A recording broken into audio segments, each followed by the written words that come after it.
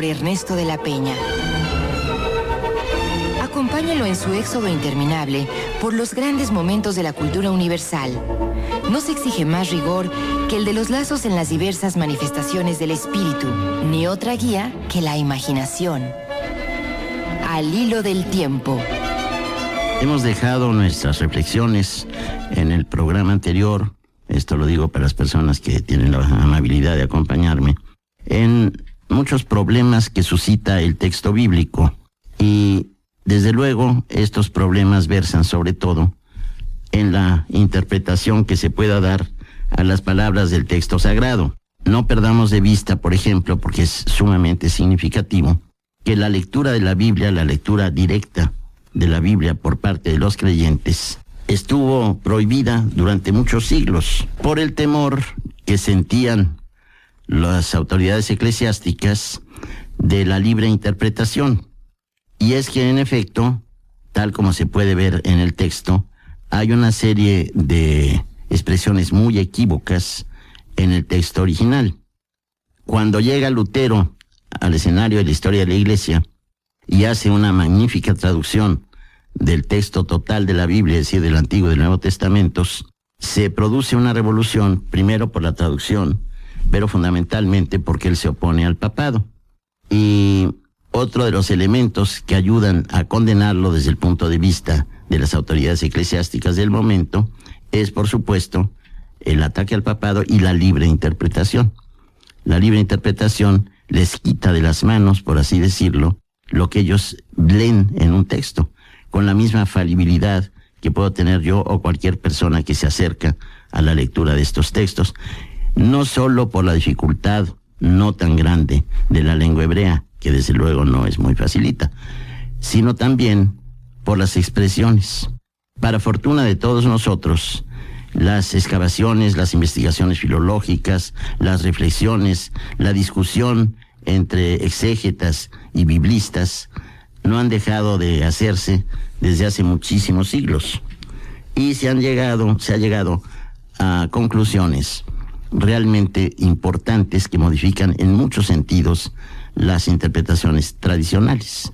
Para los católicos observantes, la lectura de la Biblia debe hacerse con notas hechas por católicos.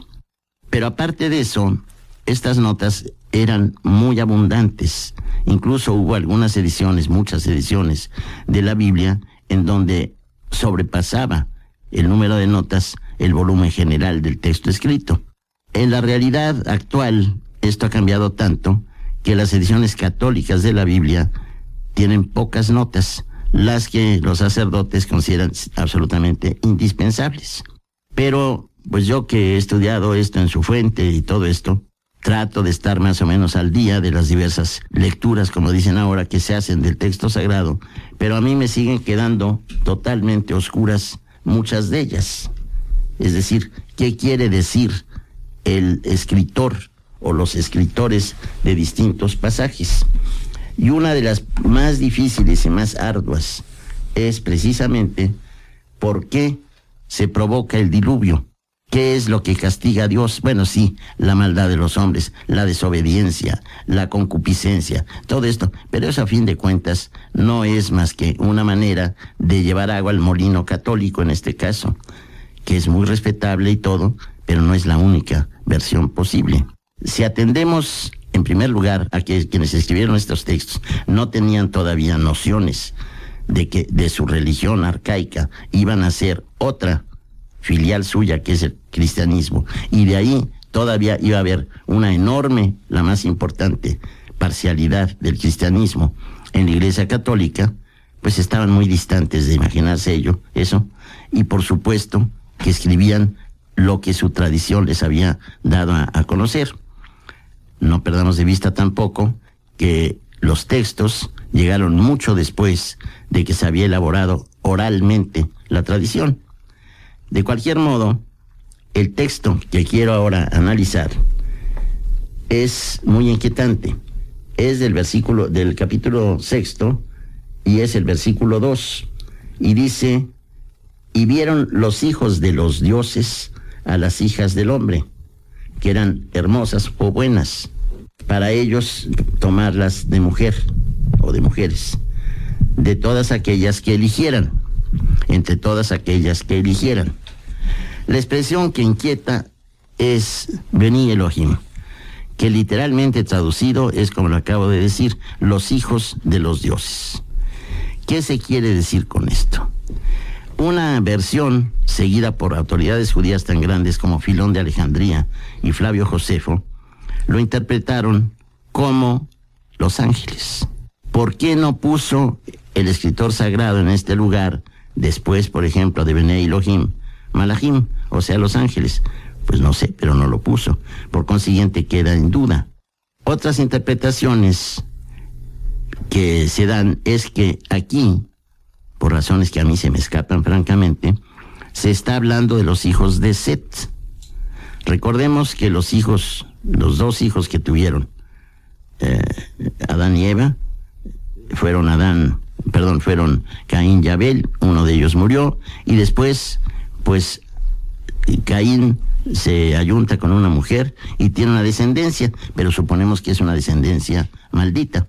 Entonces, el tercero, que nace de la pareja original, recibió el nombre de Set, que quiere decir algo así como puesto o donado.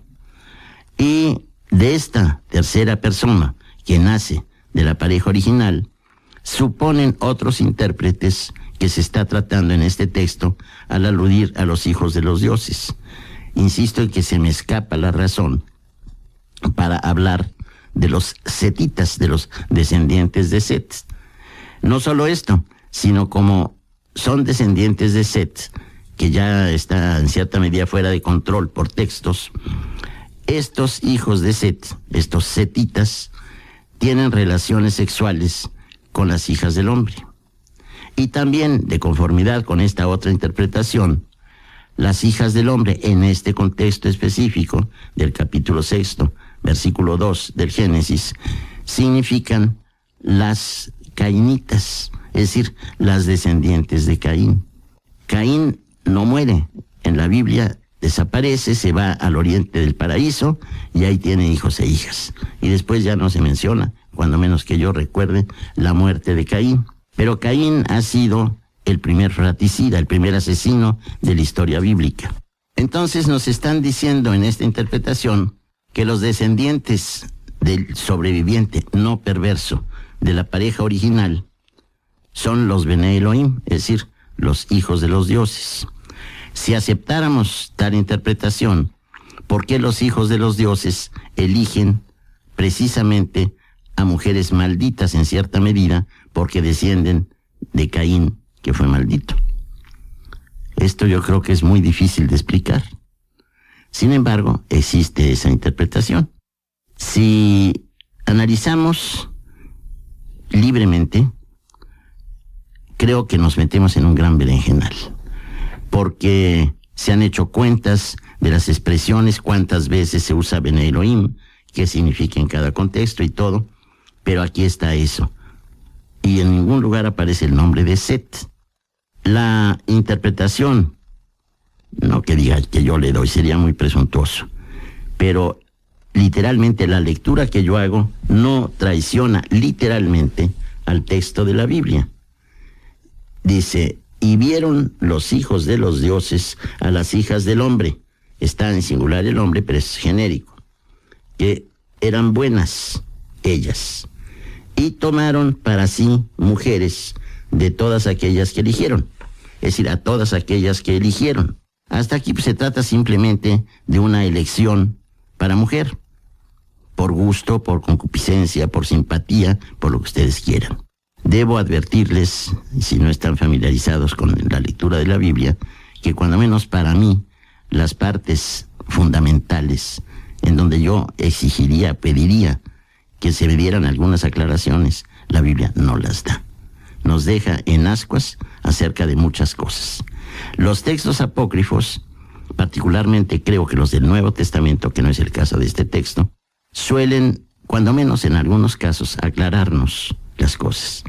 La gran pregunta que está en el fondo de todo esto es, a mi juicio, la siguiente. Tiene la primera pareja 2 hijos, pero los tiene después de haber conocido el fruto del árbol de la ciencia del bien y el mal.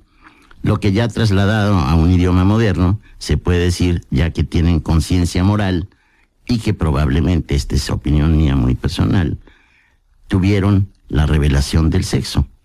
Porque también en el pasaje correspondiente del Génesis se dice que después de comer del fruto, no de la manzana, ya expliqué quizá en alguna ocasión, pero lo voy a decir al rato, porque no se habla de manzana. Una vez que comieron del fruto prohibido, se dieron cuenta de que estaban desnudos y se avergonzaron. Y al avergonzarse, se cubrieron las partes pudendas con hojas de higuera, se hicieron delantales. ¿Por qué se habla con frecuencia, o generalmente, de que fue una manzana? No importa repetirlo porque creo que es muy interesante. La traducción que mayor difusión tuvo en Occidente fue la traducción que hizo San Jerónimo. San Jerónimo hizo la versión de las lenguas originales, hebreo, arameo y griego, al latín, que era su lengua. Y en latín, manzana y mal se dicen de la misma manera, malum.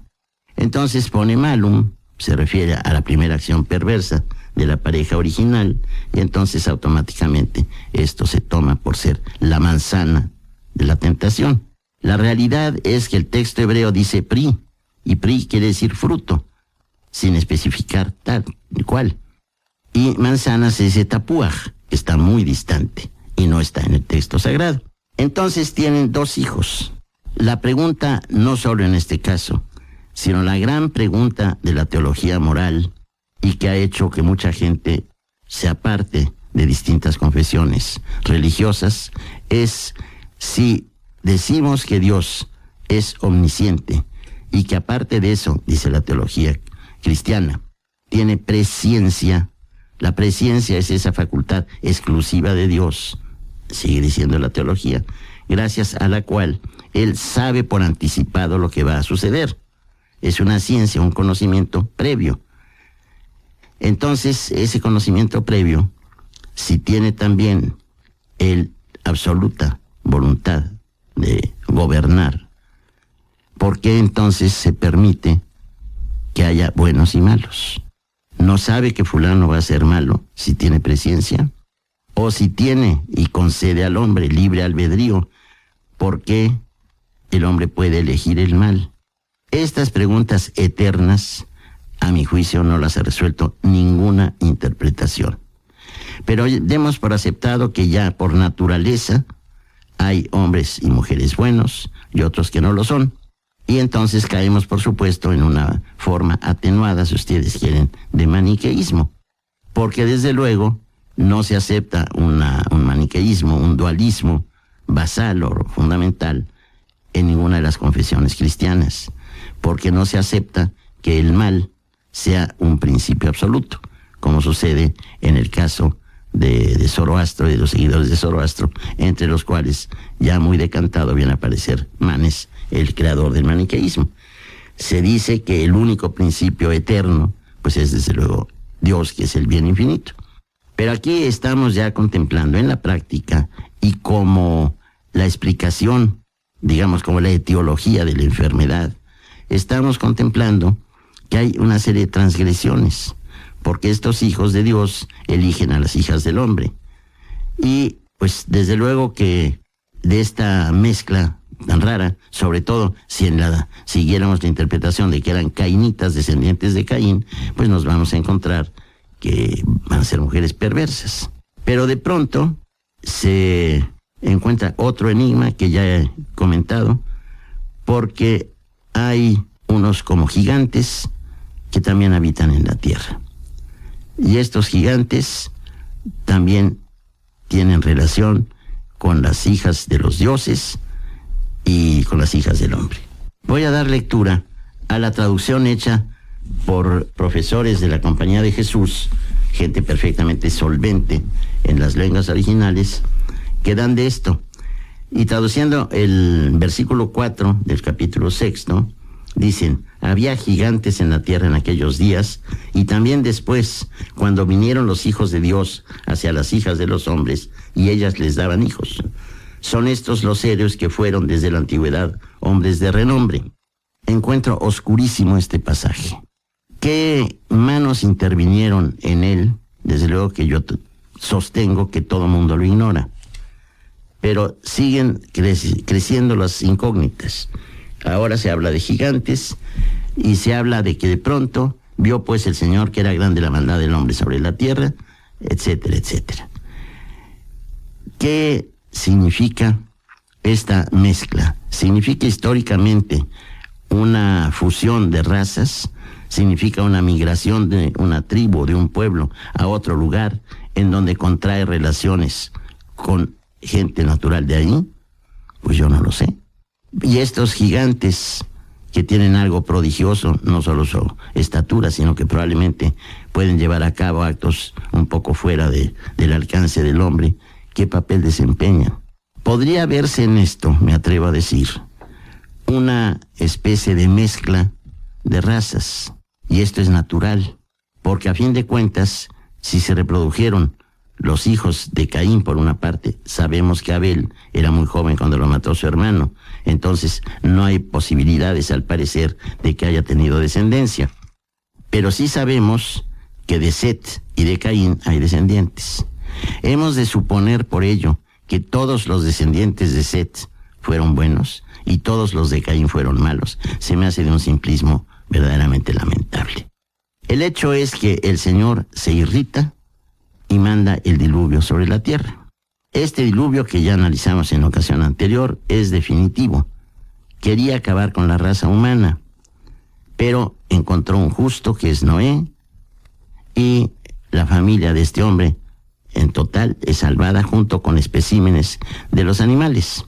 Bueno, las olas del diluvio van bajando después de que, dice la Biblia, que llovió 40 días y 40 noches sobre la tierra.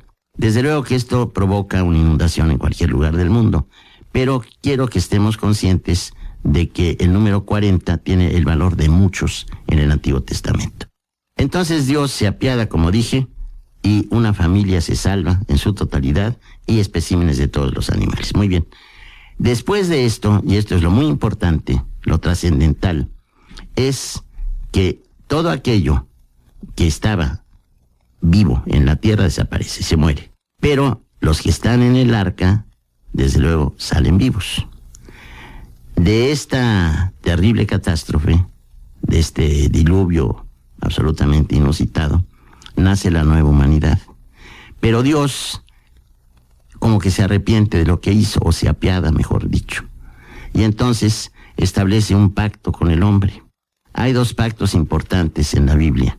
Uno de ellos es este, que es hacer nacer, al fin y al cabo es un mito acuático, hacer nacer el arco iris. Y este es el gran pacto, la señal del pacto. Y en otro pasaje bíblico se hace la circuncisión, de ahí que los judíos se circunciden, pero no estamos en este caso. Voy a dar lectura enseguida al versículo 12 del capítulo 9 del Génesis, que es precisamente en donde se habla de este fenómeno sobrenatural. Digo, en ese preciso momento. Dijo después Dios: esta es la señal del pacto que yo pongo entre mí y entre vosotros, y entre todo animal vivo que está con vosotros por generaciones enteras. Mi arco pongo en una nube, y hará de señal de pacto entre mí y la tierra.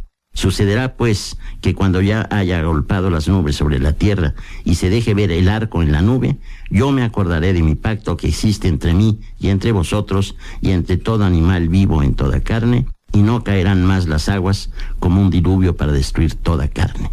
Estará por lo tanto el arco en la nube, y yo le veré para acordarme de un pacto eterno entre Dios y entre todo animal vivo en toda carne que hay sobre la tierra. Esta es la señal, dijo Dios a Noé, que yo establezco entre mí y entre toda carne que hay sobre la tierra. Aquí la palabra carne, basar en hebreo, tiene una importancia específica, porque se está diciendo no solo la carne como la sustancia constitutiva del cuerpo del hombre, sino que de manera implícita, creo que no es forzar la lectura, se puede entender que es la totalidad del hombre, incluso con lo que ahora se han dado a llamar el psiquismo, es decir, todas las actividades que pertenecen a la mente y a los afectos. De cualquier modo, este es un pacto, pero aquí caben muchas preguntas pues probablemente desagradables para algunas personas. ¿Por qué lanza Dios una catástrofe tan terrible, un castigo tan inmenso sobre el género humano para arrepentirse después? Esto podría explicar, por ejemplo, el tsunami recientemente padecido por los pueblos orientales.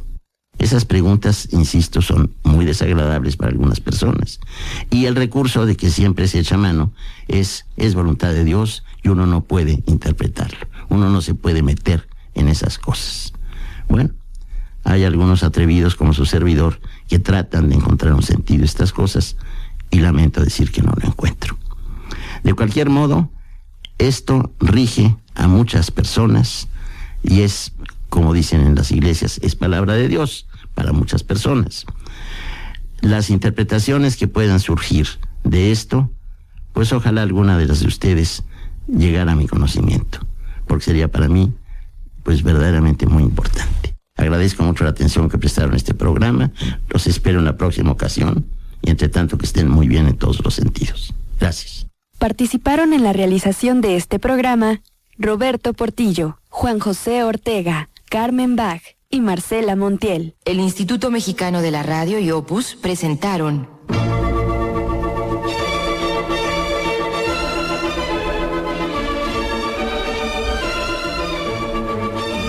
Al Hilo del Tiempo, un programa de Ernesto de la Peña.